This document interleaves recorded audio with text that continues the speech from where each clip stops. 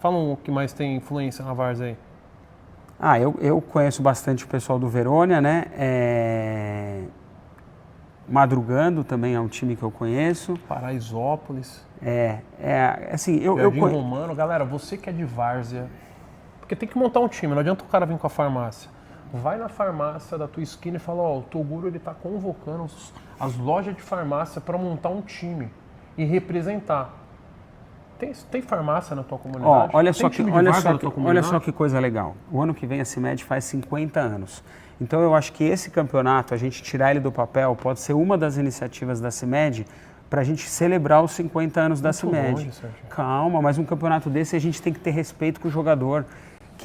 O respeito com o jogador é o quê? É quando ele chegar, tá tudo organizado para ele poder mostrar o talento dele. Você quer entregar algo diferente? Eu quero entregar algo do seu nível. Eu não quero entregar um sabor campeonato. Eu quero entregar o campeonato.